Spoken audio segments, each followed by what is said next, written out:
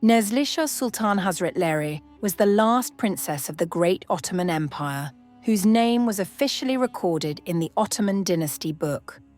Her ancestors ruled half the world, and she was often compared to the legendary Hurrem Sultan. But unlike her distant predecessor, she did not fight for power. Her life was spent in exile. How did the descendant of Sultan Suleiman live? What hardships did she face after being exiled twice? And was she ever able to return to her homeland? Watch the full video to learn about the incredible fate of this Ottoman princess. Let's begin.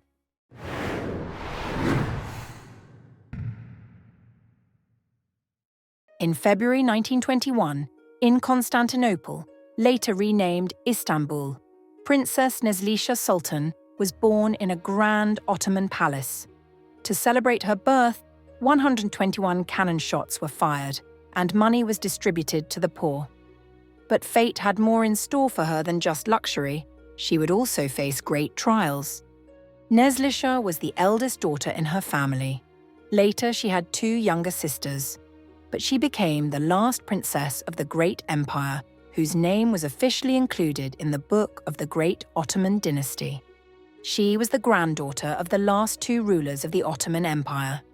Her mother, Sabiha Sultan, was the daughter of Sultan Mehmed VI, while her father, Shehzadeh Omar Faruk, was the son of the last caliph, Abdulmecid II.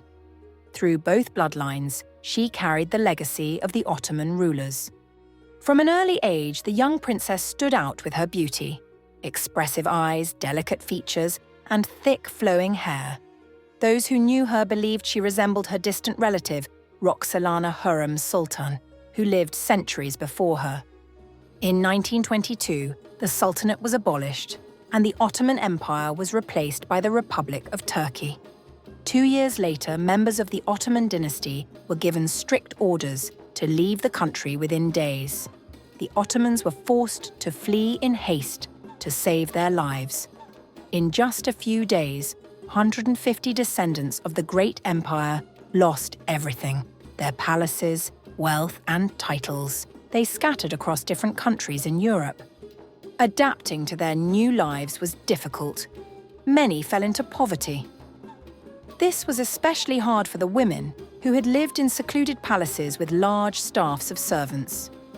These Shehzadehs and princesses had been completely sheltered from the real world, making independent life a major challenge. Neslishah's parents also struggled to make ends meet.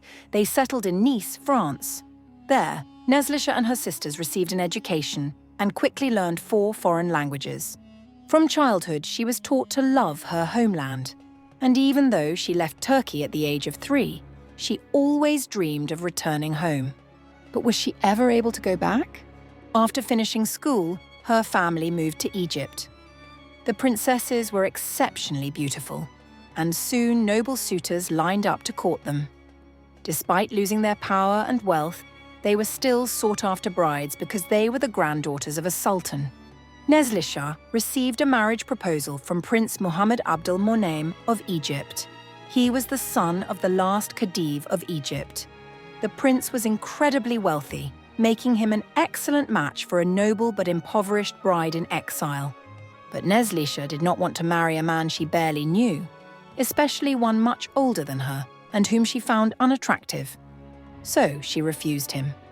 This led to a serious conflict with her father, who was shocked by her disobedience. By then, their family was in deep financial trouble, and he had hoped to improve their situation through his daughter's marriages. As a result, he married off his second daughter to another Egyptian prince.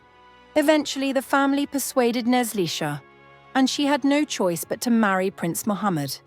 Later, their youngest sister also became the wife of a prince from the same Egyptian dynasty. Thus, the Ottoman princesses sacrificed themselves for the well-being of their family. Neslishah's grand wedding took place at Heliopolis Palace in Cairo in 1940. The groom was 41, while the bride was just 19. Immediately after the wedding, she was given the title of Princess Consort of Egypt. It seemed like life was finally getting better. But at the time, she had no idea of the challenges that lay ahead. How did this princess become a 2-time exile? Despite the huge age difference, this marriage turned out to be a happy one.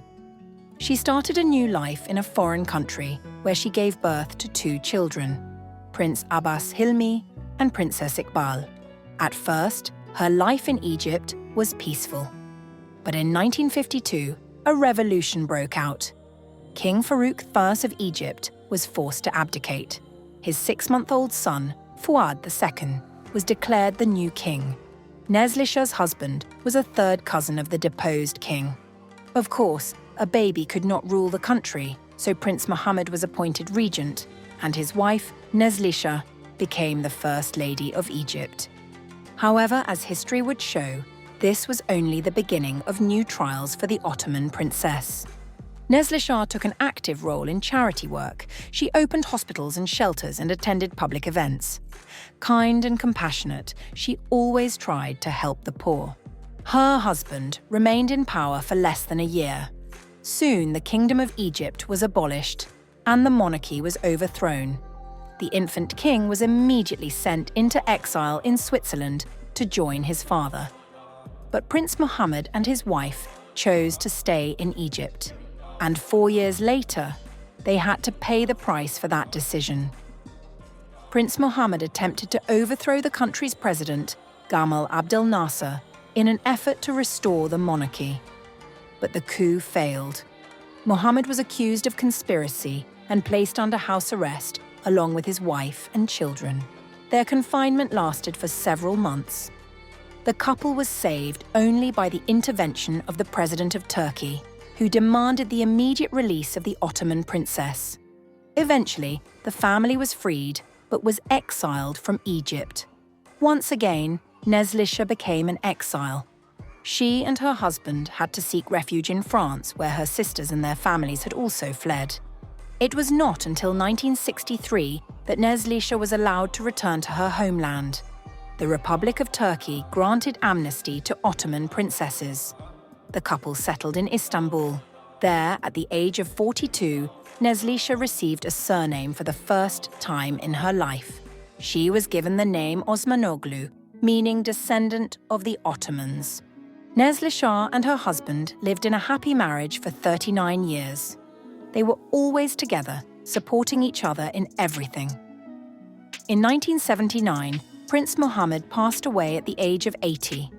With permission from the Egyptian government, he was buried in Cairo. Their son, Abbas, studied at Oxford and later worked at the London Stock Exchange. He got married and had 2 children. In 1994, he returned to Egypt with his family. Neslishah outlived her husband by 33 years. During all that time, she lived in Istanbul with her daughter Iqbal, who never married. Neslishah passed away in 2012 at the age of 91. The Turkish government organized a national funeral for her, recognizing her as part of the country's great heritage. She waited 40 years to return to her homeland.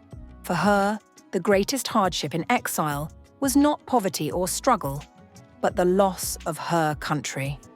Shortly before her death, she wrote her memoirs, which were later published. Neslishah lived a long, difficult, but honorable life. She was a symbol of transition between 2 eras, the time of the sultans and modern Turkey. This is why she is remembered as the last Ottoman princess, who endured all trials with dignity. What do you think about this dramatic story of Princess Neslishah's life? Share your thoughts in the comments.